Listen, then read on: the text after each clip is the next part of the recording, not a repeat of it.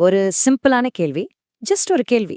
ஒரு கிளாஸ் ரூமையே மாத்தக்கூடிய ஒரு பவர்ஃபுல் டூலா மாற முடியுமா? கண்டிப்பா முடியும். அது எப்படின்னு தான் நாம இன்னைக்கு விரிவாக பார்க்க போறோம். வாங்க உள்ள போலாம். கொஞ்சம் யோசிச்சு பாருங்களேன். நீங்க கேக்குற ஒரே ஒரு கேள்வியால ஒரு கிளாஸ் ரூமோட மொத்த எனர்ஜியையும் வெளிய கொண்டு வர முடியுமா? முடியும்னு தான் சொல்லணும். ஒரு சூப்பரான டீச்சிங்கான சாவியே இந்த மாதிரி கேள்விகள்ல தான் ஒளிஞ்சிருக்கு. நம்மளோட இந்த முழு டாபிக்குக்கும் இதுதான் சென்ட்ரல் ஐடியா. அதாவது கேள்விகள்ங்கிறது சும்மா பதில்களை வாங்குறதுக்கான ஒரு கருவு மட்டும் இல்ல, அது ஸ்டூடெண்ட்ஸோட மூளையை தூண்டி அவங்கள யோசிக்க வைக்கிற ஒரு தீப்பொறி மாதிரி. சரி, இன்னைக்கு நாம எதெல்லாம் பத்தி பேச போறோம்னு பாத்துரலாமா? முதல்ல சிந்தனைக்கு எப்படி தீப்பொறி மூட்டுறதுன்னு பாப்போம்.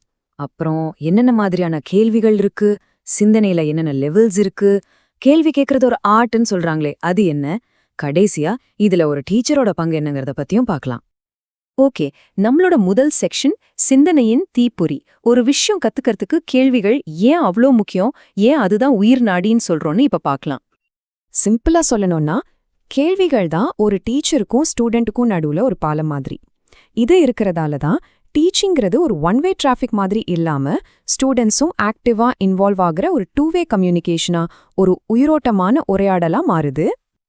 அடுத்ததா நம்ம பார்க்க போறது வினாக்களின் வகைகள், அதாவது டைப்ஸ் ஆஃப் கொஸ்டின்ஸ்.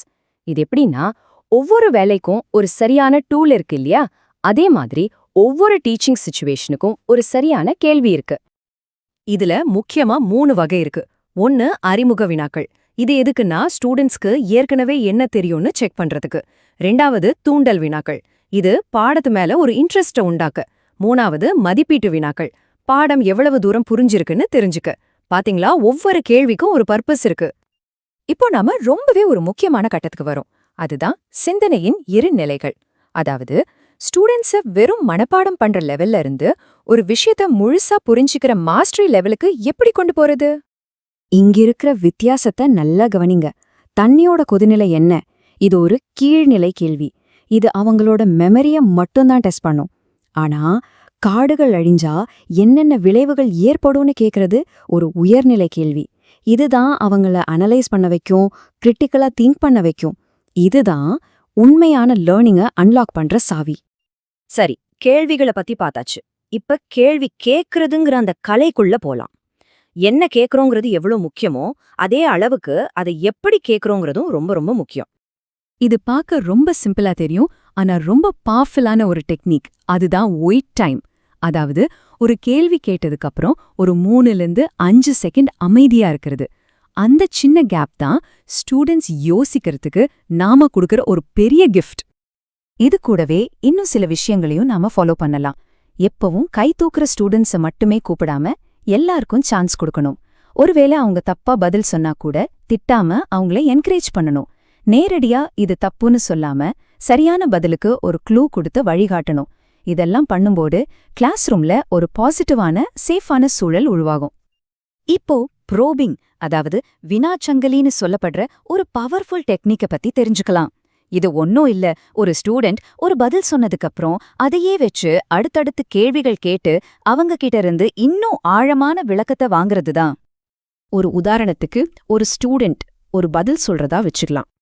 உடனே நாம் என்ன கேட்கணும்னா, ஏன் அப்படி சொல்ற? இந்த ஒரு கேள்வி அந்த பதிலுக்கு பின்னாடி அவங்க என்ன யோசிச்சாங்கிறத வெளிக்கொண்டு வரும்.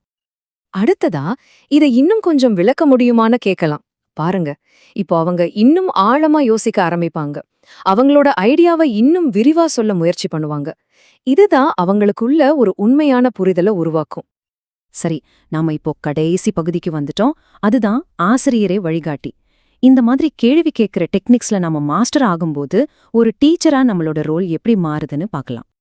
கடைசியா சொல்ல வர்றது இதுதான்.